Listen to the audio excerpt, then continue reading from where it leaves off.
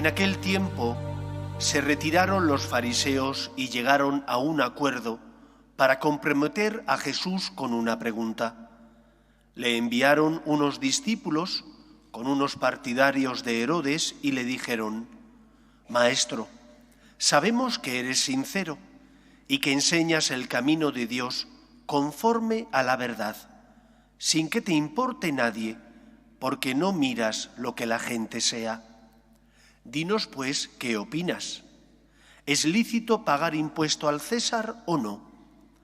Comprendiendo su mala voluntad, les dijo Jesús: «Hipócritas, ¿por qué me tentáis? Enseñadme la moneda del impuesto». Le presentaron un denario. Él les preguntó: «¿De quién son esta cara y esta inscripción?». Le respondieron: «Del César». Entonces les replicó: «Pues pagadle al César lo que es del César y a Dios lo que es de Dios». Palabra del Señor.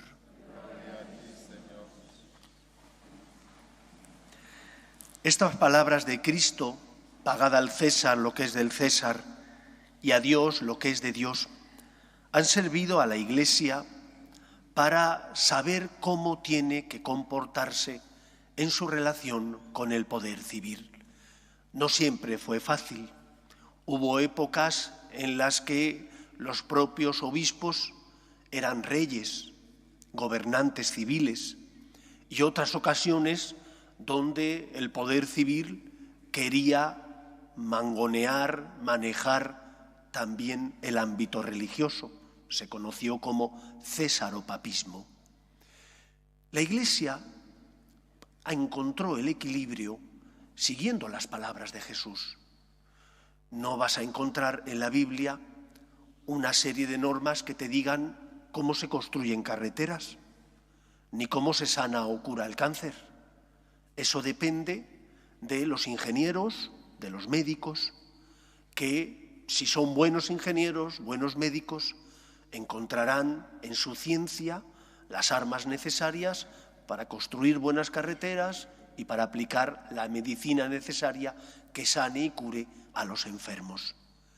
Hay, por tanto, una sana autonomía, no independencia, sino autonomía entre el plano civil, secular, y el plano religioso. Una autonomía que no significa que una tenga que estar supeditada a la otra, sino autonomía en el sentido de que tanto en un fuero como en otro, si Dios ocupa el lugar que corresponde a las personas, actuaremos como personas de bien y lucharemos por evitar lo malo. Un gobernante, aunque no tenga fe, tiene que ser una persona que busque el bien común. Porque busca el bien común, intentará aprobar leyes que respeten la dignidad de la persona. Pero es que yo no soy católico.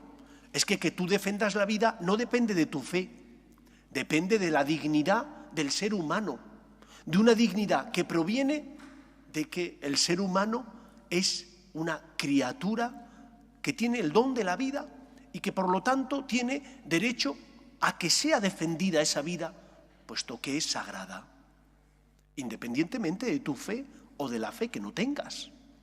Por eso hay una justa autonomía, pero hay relación entre un plano y otro.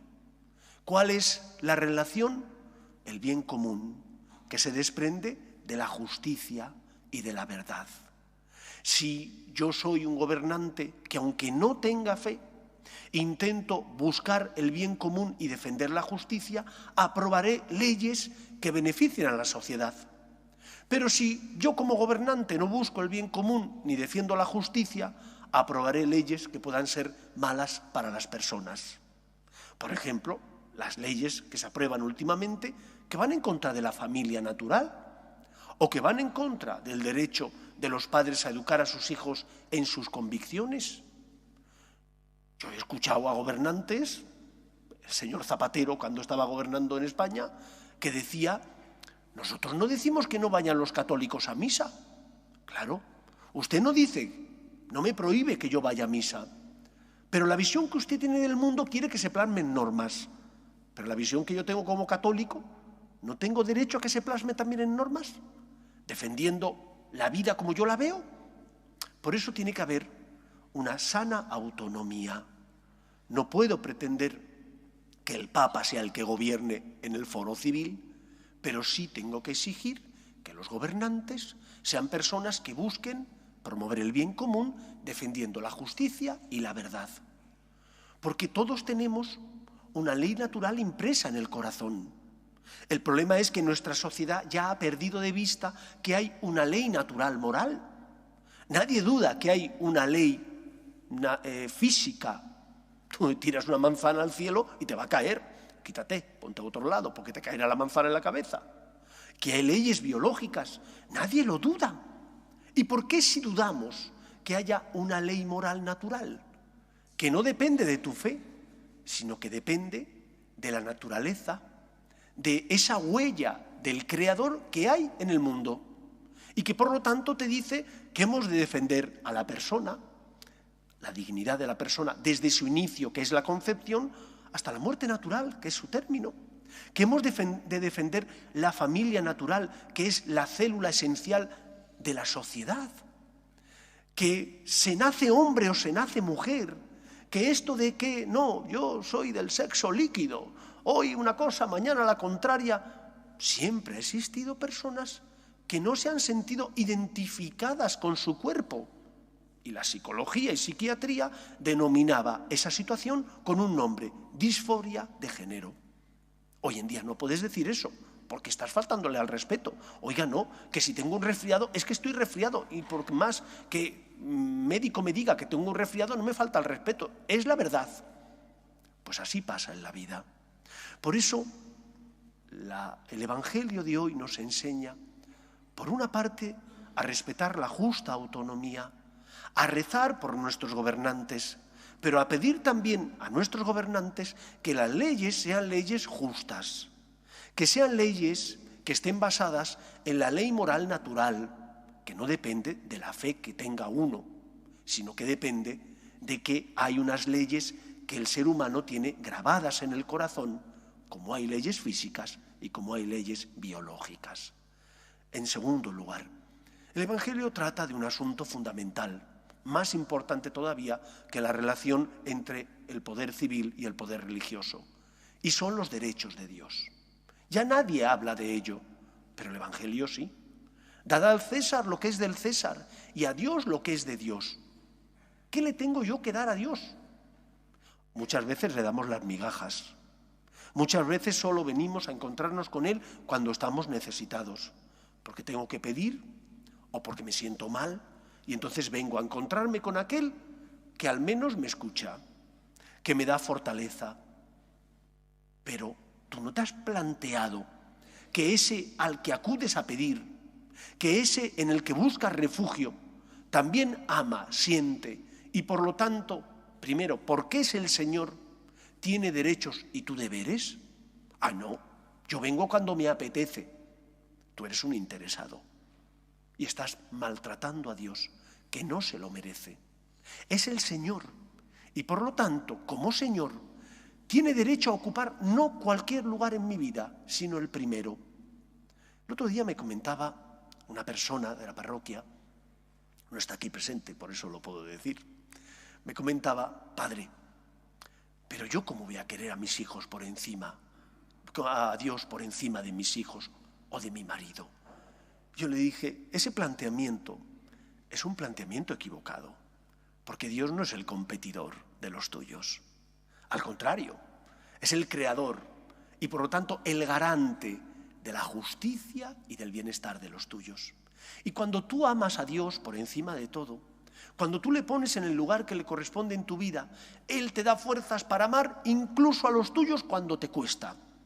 Mira que sacamos motivaciones y fuerza para amar a los nuestros cuando nos han hecho algo que nos duele. Pero hay veces donde no encontramos razones, que a lo mejor el esposo no te ha tratado con un amor, no ha sido delicado, o la esposa que te ha cargado la cabeza. Ama. Si amas a Dios por encima de todo, tendrás y encontrarás motivaciones para perdonar, para volver a empezar, para dar una nueva oportunidad. Pero ay, caray, Si has quitado a Dios del lugar que le corresponde en tu vida, lo pagarán los tuyos y tú mismo.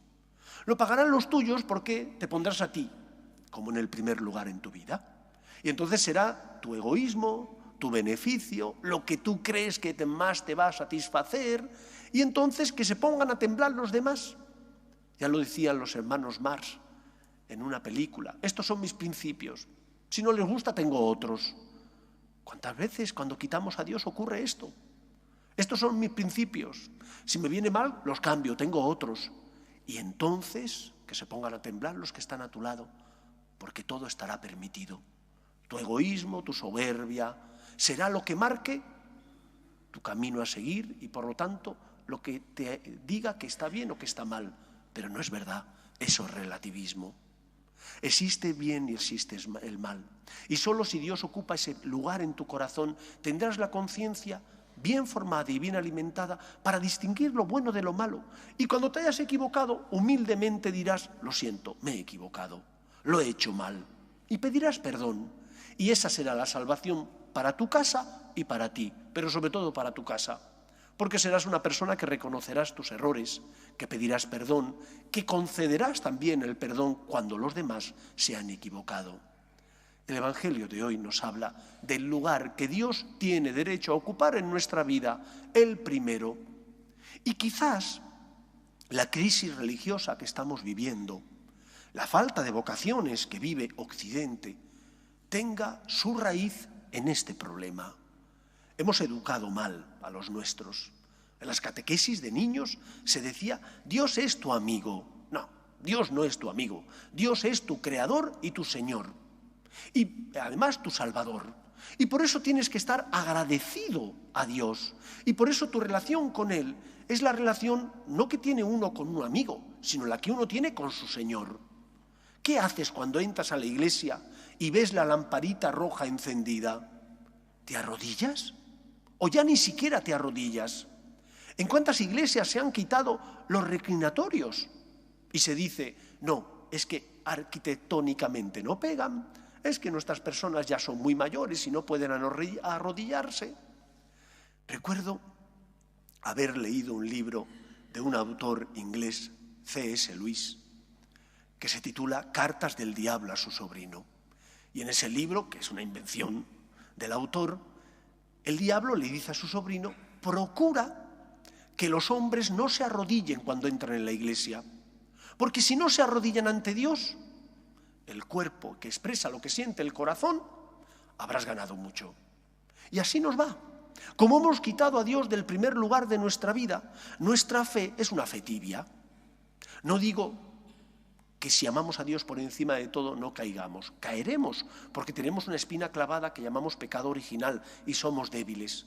Pero cuando uno tiene a Dios en el primer lugar de su vida, lucha por amar a Dios por encima de todo, lucha por ser una persona que cumple con sus deberes y obligaciones, lucha también por pedir perdón si se ha equivocado, por conceder el perdón si ha sido el otro el que se ha equivocado. En definitiva, no es una veleta. Y nuestro cristianismo se ha convertido en un cristianismo comodón, de personas que, oye, que les pides que los viernes de Cuaresma no coman carne. Y algunos es que no se salva de uno. No es que caiga en alguno, es que ningún viernes de Cuaresma deja de comer carne. Pero sí, tenemos posibilidad de comer de todo. Si cuando quieres comer pescado lo tienes al alcance de tu mano y es tan bueno o mejor que la carne. Pero no, nos hemos acostumbrado a no sacrificarnos. Y como no amamos a Dios por encima de todo, cuando vienen las tentaciones, no me he acostumbrado a decir que no. Tropiezo y caigo. Por eso, queridos amigos, el Evangelio de hoy es fundamental. Dad al César lo que es del César y a Dios lo que es de Dios. Hemos puesto a Dios en el primer lugar de nuestra vida, porque de ahí vendrán un montón de consecuencias. Si Dios es el primero en mi vida, Él alimentará mi conciencia. Distinguiré el bien del mal. Si Dios es el primero en mi vida, Él moverá a mi corazón para evitar el mal y hacer el bien. Y cuando me he equivocado, pues pediré perdón porque soy débil, pero creo en el poder de Dios y me pondré en manos del Señor. Si amo a Dios por encima de todo, No seré una veleta que hoy dice una cosa, mañana dice la contraria. Tengo valores y estoy firmemente arraigado y anclado en el amor de Dios. Lucho por defender la verdad y la justicia. Y por lo tanto, el fin no justifica los medios, no todo vale, soy una persona íntegra. ¿Por qué? Porque amo a Dios por encima de todas las cosas. Y cuando venga la cruz, que vendrá, cruz que es una enfermedad, cruz que es no entender el misterio de Dios ni de la vida, no desesperaré. Me dolerá la cruz porque pesa, pero vendré a pedir a mi Padre Dios, al que amo por encima de todo, que me sostenga y que me ayude. Vengo a mi casa, que es la casa del Padre, porque sé que aquí el Señor no me va a abandonar, que el Señor me va a dar fuerzas, que el Señor me va a consolar. Pero no vendré a servirme no vendré solo cuando estoy necesitado. Vendré porque es mi casa y vendré también aunque no tenga que pedir, porque Dios es el primero en mi corazón y estando Él en ese lugar, los demás estarán seguros, estarán tranquilos. ¿Qué es lo que hacen los misioneros?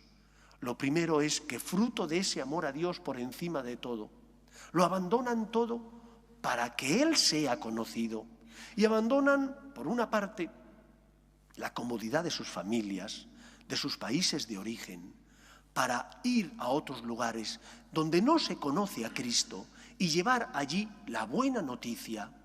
Después, junto con la buena noticia, el Evangelio, predicar el amor de Dios, desarrollan tareas para promover el bien común, pozos, plantas potabilizadoras de agua, dispensarios donde se ayuda a los enfermos, escuelas, pero su principal y primera tarea, ser luz en medio del mundo, expresar ante el mundo que Dios nos ama y que tanto nos ama que envía a su Hijo al mundo para salvarnos.